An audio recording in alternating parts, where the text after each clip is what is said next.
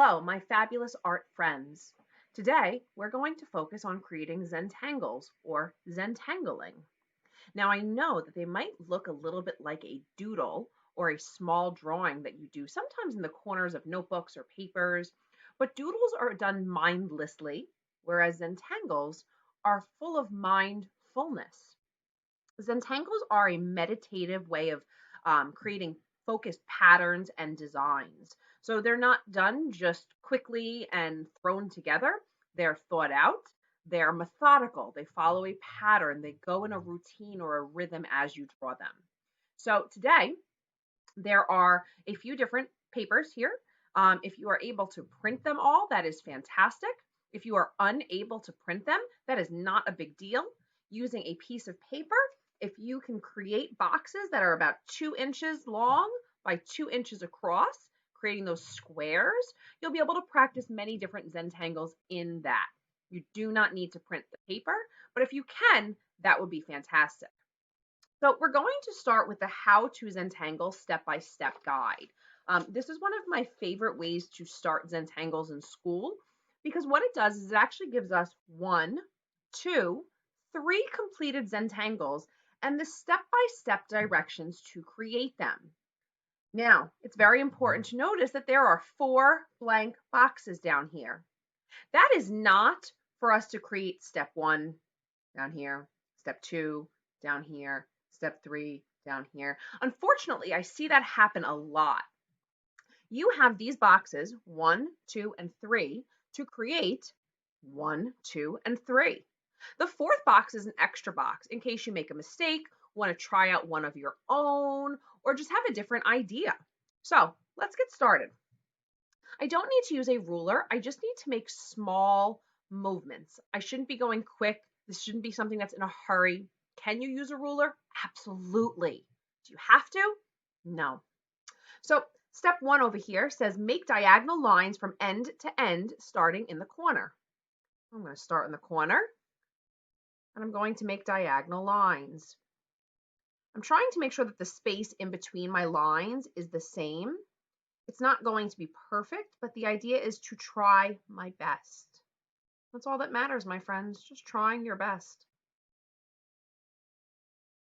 Okay, let's see. Step 2, continue. Oh, I did step 2.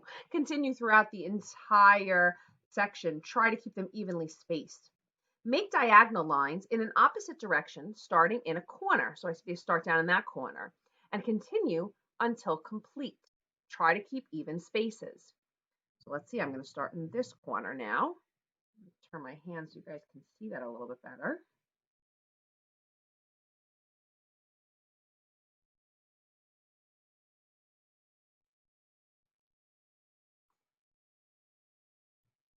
Oh, there you have it. I created this Zentangle right here. Let's go on to the next one. It says make several slightly wavy vertical lines with varying spaces. What that means is they can have different sized spaces in between them and from top to bottom. Your lines need to look exactly like mine? No. Do you need to have the exact same number of lines as I do? No. Just try your best. So I'm going to start by making a line that waves this way. And then right next to it, I'm going to make the line wave the opposite ways. I'm going to do that again over here. I'm going to make it go the opposite of this one. And I don't actually have any room for any more lines. Let's see. Step 2 says starting in the left column, making bumps connecting the sides. Go from top to bottom. So let's see. Bump, bump, bump, bump, bump, bump. I made sure to connect from both sides. Let's move on to the next step. Move to the right, start at the top, making curves connecting to the lines on the left. So that could be a little tricky. I'm going to make curves that connect to these lines. So I'm going to grab right here and curve, and curve, curve, curve, curve, and curve. Ha! Continue to move to the right until complete. Alternate using bumps and curves. Okay, so if this was bumps, And this is curves. Let's go back to bumps now. Bump, bump, bump. Oh, that's a big one. Bump. All right, now curves comes next. Curve, curve. Look at that, my friend. I've created this Zentangle. This one also looks very similar to an optical illusion. This next one is one of my absolute favorites. I love this. Some people say it looks like a pyramid. Some people say that it looks like steps. Some people have said that it looks like a door. I'm not really sure what it is, but I really enjoy it. So I'm going to go into this next box and I'm going to follow these steps. Step 1 says to make a vertical line from top to bottom very close to the side. Okay, so very close to the side. I'm going to make a vertical line from top to bottom. Is it perfect? Nope. Does it matter? Nope. On the top, make a line going to the right side. Notice that I started right here at the line. I didn't go to the beginning of the box. I'm going to make sure not to intersect and go into lines that are already created with this one. It's very important to remember that and realize that.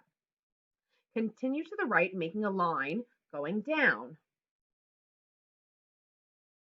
So again, I started from the line I had already made and went down. Continue to move around, moving to the right, adding vertical and horizontal lines. Continue until you can go no further. So I'm going to continue. And I'm kind of, the way that I like to describe this to everyone is I'm going to go around this kind of in a circular motion, but obviously making lines like a square, continuing to add a new line to each one. So we're going to start here, not intersecting any lines. Now I'm going to go up to the next spot, down to this spot, and over again. I'm going to keep repeating, going in that order. Down, over, down, over, down, over, down, over, down, over, down, over. Ha! Look at that. Also an optical illusion and a Zentangle. So now this box, like I said, is an extra one, whether you wanted to try one again, you wanted to create your own Zentangle, or you just wanted to use it for Zentangle practice. So after completing this sheet, I often hand out this paper to everyone in the class. And this paper is also available for you to download and print from your computer. And what it gives you is 16 different boxes to practice Zentangles on.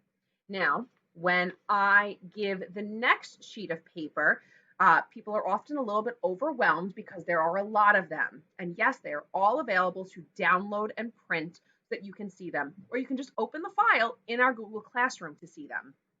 But there are 16 different Zentangles on each page in this packet here. They do not come with a step-by-step guide like those first ones did. The idea when creating a Zentangle is to look at the lines, figure out what was created first, how it worked, and it goes with trial and error. Sometimes we're going to make mistakes, sometimes we're not, sometimes we'll create a completely new Zentangle. But among these 4 pages, there are 64 different Zentangles to choose from and only 16 spaces. Sometimes we need extra paper, so it's okay to print a few more. What I'm going to do before I end this video is I am going to show how to make a few of them in here, right up here on the top of my paper, okay? So I'm going to try to choose one from each page to help out just a little bit. And looking at this page, I'm thinking I'm actually going to do this one right here. Okay, so taking my paper, grabbing my pencils. Zentangles are always important to use a pencil first.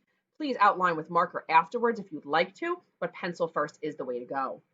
So to create this Zentangle, I'm going to make zigzag lines that connect to each other in a way that it looks like they are kind of like a zigzag pipe or a line that I can kind of color inside of.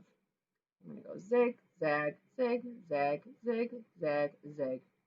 I'm going to leave a little space and follow that same pattern. Okay, and notice that I'm going slower. This is not a quick activity, right? I'm going to go down and make another one, leaving another space. And create this next part right there. Now I don't have any more rooms for more zigzags. There are more here, but that's okay. What I'm now going to do is I'm going to create these lines. I'm looking at this and I see that there are lines that go from top to bottom and fill the spaces, but they don't seem to touch the zigzags. So let me try that.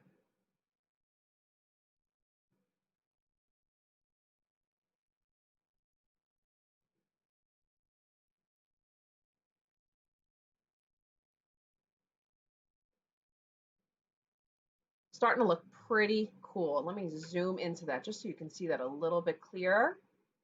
I'm going to keep going so I can finish.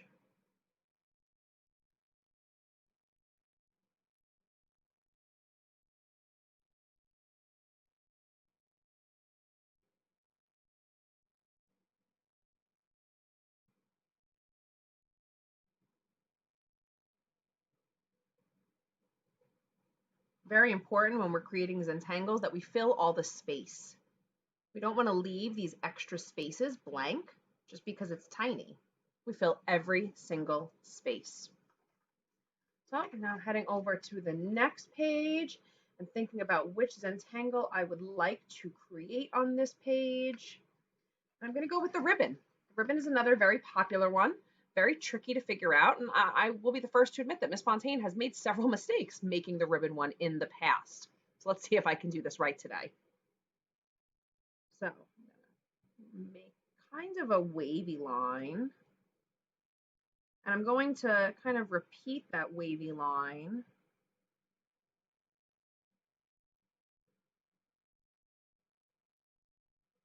Then what I'm going to do is at every edge, I'm going to make a line that goes down.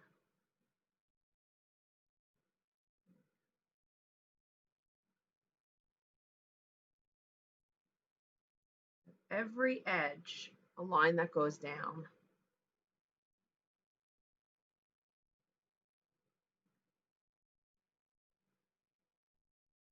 And then I'm looking at this and I see there's like a shadow in there. So it looks like this has little lines inside each of those. Not the big part, just those little parts to create that shadow. And then to fill the space, I can just do this. The ribbon can be completed to fill the entire space, or you can do something like that. Right? Moving on to the next page of Zentangles. So really, there's a few on this page that are really, really popular that people really enjoy trying. And I'm going to show you how to do the stairs. The stairs is definitely a trickier one, but it's pretty easy once you see how to do it. So taking my paper, let's actually move this around a little bit today. There we go. I'm going to create the stairs. The stairs are made very similar to that pyramid type one that we did in the beginning. I'm just going to repeatedly make a line that vertically goes down, horizontally goes across, vertically goes down, horizontally goes across. And again, lines will not intersect already drawn lines. So line that goes down, line that goes across, line that goes down, line that goes across.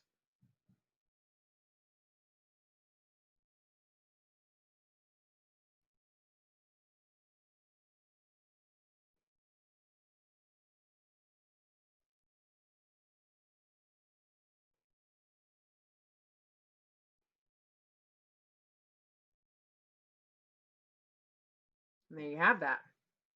All right, let's do one more before I end our little meeting right here.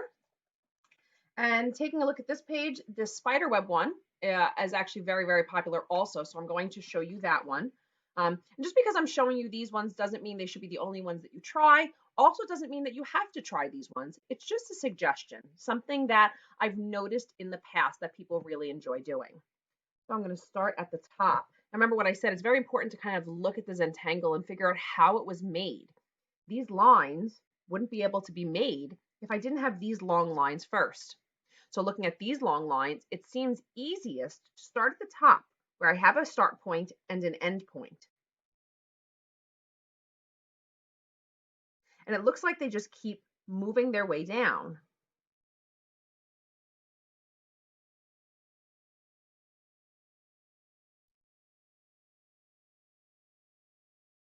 There you go. Now I'm looking at this and I see there's kind of those curves going across the whole thing. But I'm thinking that it's very similar to this one that we did before, where you should be making one line at a time. You shouldn't just be jumping across all of them at once. So I'm going to start by creating those curves and then connecting them in every single section.